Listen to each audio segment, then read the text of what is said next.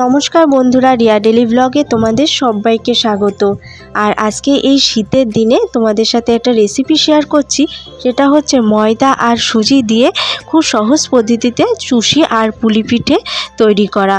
তো চলো, তো ফার্স্টে কি উপকরণ লাগছে তোমাদেরকে দেখিয়ে দিই।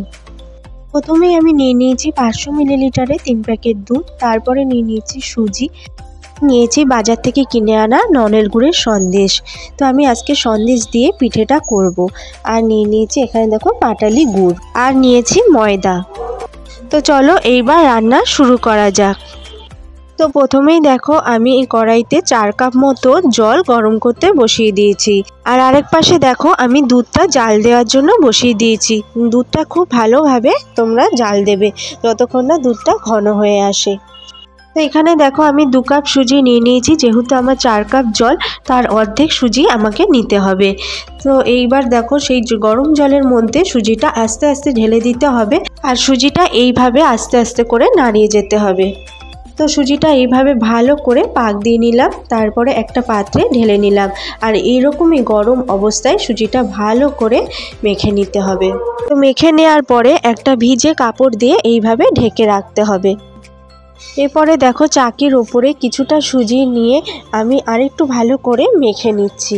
এরপরে সুজিটা দিয়ে দেখো আমি সরু সরু দড়ি মতো বানাচ্ছি, যেটা দিয়ে আমি চুষি বানাবো। তো এইবার দেখো চাকির ওপরে আমি একটু ময়দা ছড়িয়ে এইভাবে চুষিগুলো বানিয়ে নিচ্ছি।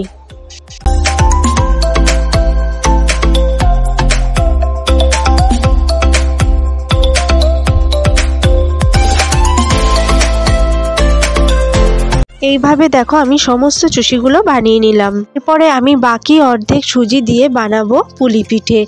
তো এইবারে দেখো আমি কিভাবে পুলি পিঠেটা বানিয়ে নিচ্ছি। তো ফার্স্টেই দেখো একটু সুজি নিয়ে ভালো করে হাতের সাহায্যে চাপ দিয়ে ভেতরটা জায়গা করে নিয়ে তার মধ্যে আমি সন্দেশ পুরটা ভরে দেব। তো সন্দেশের জায়গায় কেউ কেউ নারকেল দিয়ে এইভাবে পুর বানাতে পারে।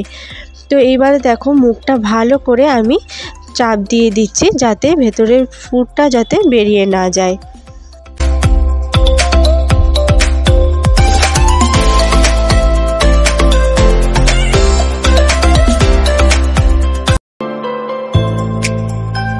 তো এইভাবেই দেখো সুজি আর ময়দা দিয়ে চুষি আর পুলিগুলো গড়ে নিলাম। তো এরপরে দুধটা সিম করে রেখে তার মধ্যে আস্তে আস্তে দেখো চুষিগুলো দিয়ে দিলাম আর হালকা করে নাড়াতে থাকলাম। ঠিক একইভাবে দেখো আমি পুলিগুলো দুধের মধ্যে আস্তে আস্তে করে দিয়ে দিলাম।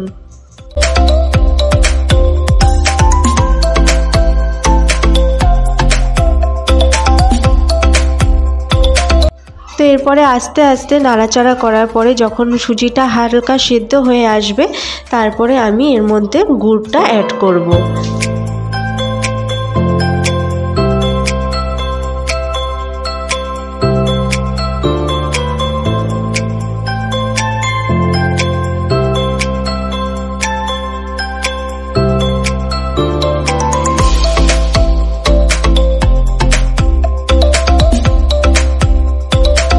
তো পাটালি গুড়টা দেওয়ার পরে দেখো খুব সুন্দর একটা কালার হয়ে এসেছে।